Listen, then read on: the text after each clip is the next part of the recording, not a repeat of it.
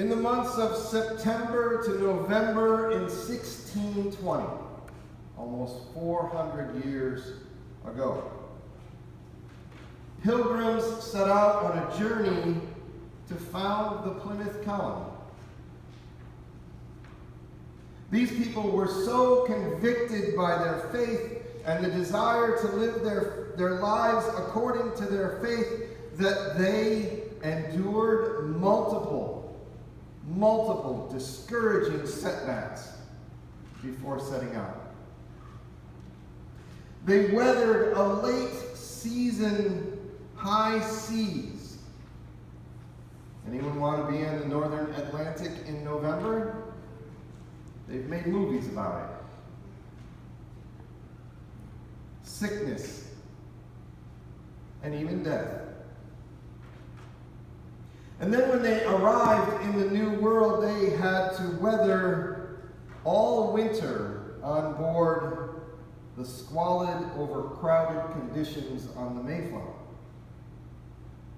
They arrived too late to build cabins and set up a village. They had to spend the entire winter eating the stores that they had on the ship. These were a people who were driven by the conviction of their faith, to reject a king who wanted to dabble in the governance of their church, who rejected a church that wanted to tell them how they should worship. And they are our forebears. They are the ones who have come before us and passed this tradition down to us. And they are famous for an act of thanksgiving that we still celebrate today. The decorations in front of me, the meals that we celebrated on Thursday, all come from this Pilgrim tradition, and we still celebrate them today. As is overlooked in most of our country, Congregationalists have actually shaped the foundation of this country in a way that few others have. A decade later, Puritans journeyed to found the Massachusetts Bay Colony. Those who had stayed behind in an effort to purify the church from within, different as they were from the Pilgrims who believed the church was too corrupt, and so they left for the New World. The Puritans stayed. And they faced persecution, death, and exile. In April 1630 began the Winthrop Fleet. This was an exodus, an ongoing exodus of Puritans from England who were forced to give up their nonconformist beliefs or die.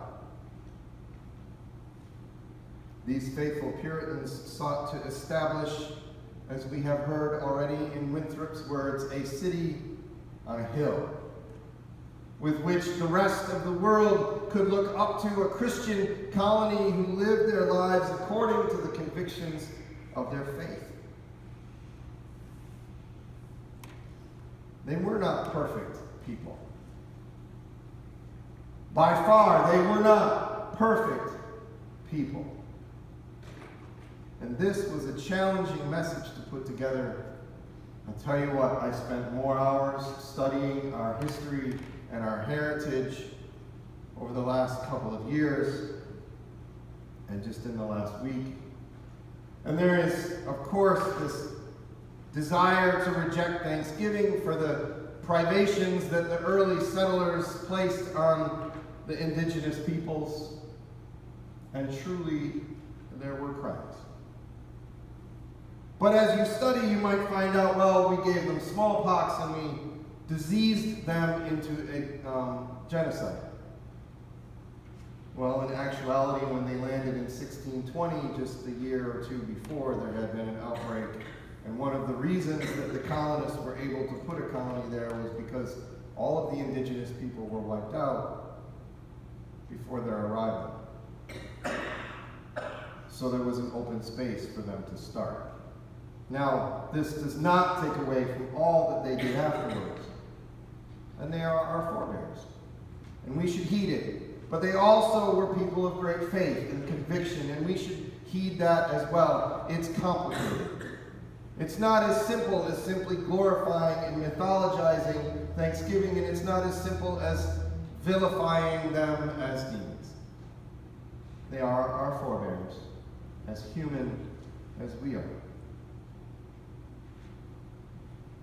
And this stretches back even further in history, as we heard in our epistle reading in Hebrews, the stories of Noah and Abraham, who also journeyed on God's direction by faith alone.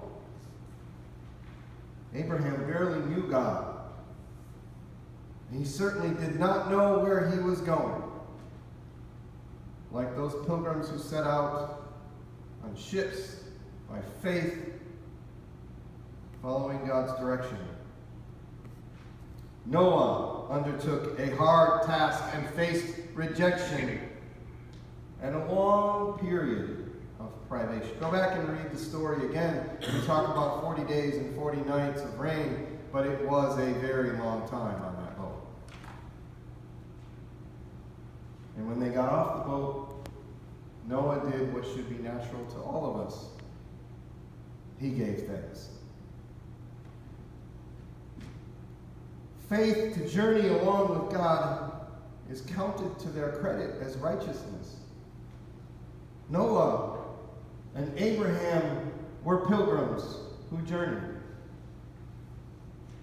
Our forebears, the Pilgrims and the Puritans, also journeyed by faith. And this heritage of faith of ours calls us to embark on a journey, to be constantly on that journey. In fact, at the ministerial convocation earlier this year, we were talking about tribal metaphors. As a tribe of Congregationalists, our metaphor is right here on the front of the pulpit. Our metaphor is boats. Some people build houses. Pilgrims build boats, and boats go places. Boats weather high seas.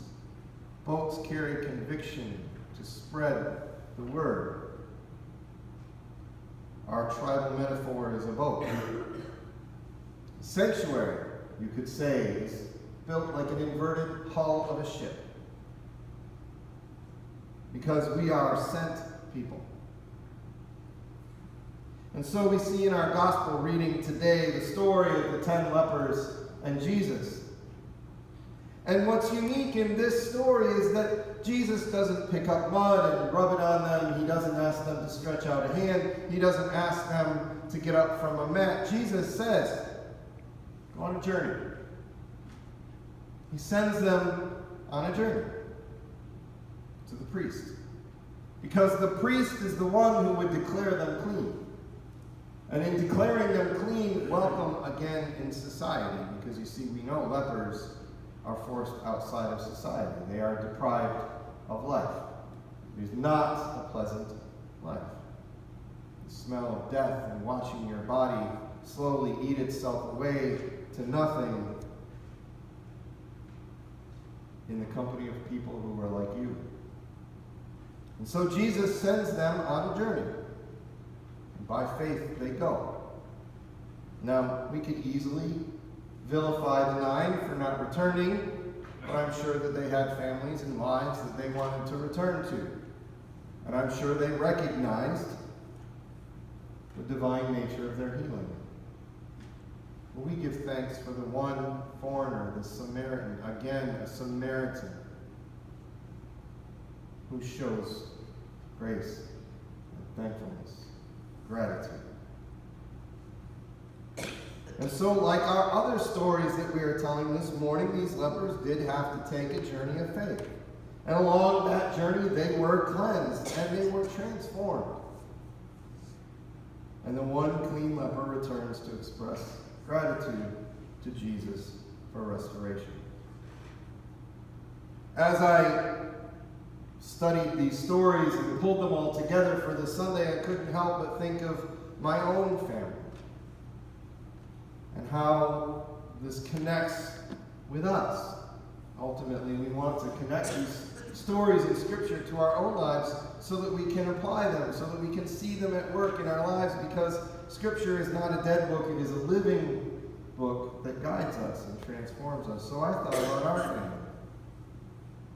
And I thought about how in 2010 we had to let go of everything that we knew and go down to Indiana, leaving the state that we had both grown up in, where our children were born, to go down to a university that we didn't know except for one visit. We left it all behind and we journeyed down there to finish my ordination training. And then I think about leaving the security that we had behind just a couple of years ago. I don't know if you all realize this, but this Sunday is my full 2 years here. Every Sunday after this Sunday will be more than 2 years. But on that summer, we had to leave 2 good jobs behind. I was pastoring 2 churches. Megan was doing some amazing social work in Saginaw, but our kids were dying. And so by faith, not knowing what we had before us, we had to let all that go. And we moved back here to Greenville, not knowing where God was sending us. And I sense this connects with our faith family here, First Congregational Church of Greenville. The church in America is facing a new age, a new season, a new place to journey. And we are no different. We're no different. The age has changed. The community has changed. It doesn't look like it once looked, and worship at FCCOG does not look the same as it always did. We have our traditions. We celebrate them and cherish them. But we also look for new ways to exercise that faith. To be transformed. New pastor, new members, new mission, same community with a different face and a different dynamic. And we adapt because we're pilgrims. And we pause along the way to give thanks for that journey, for that change in the community and in us. And so I invite us to embark on that journey together. Again, renewed. And as we go downstairs for our Thanksgiving meal together, I ask that we remember our forebears and the convictions of their faith that led them to face even death for the sake of a king who reigns over the entire cosmos and who loves us dearly. And so we're thankful for the journey. We're thankful for this new place and this now our people. Amen.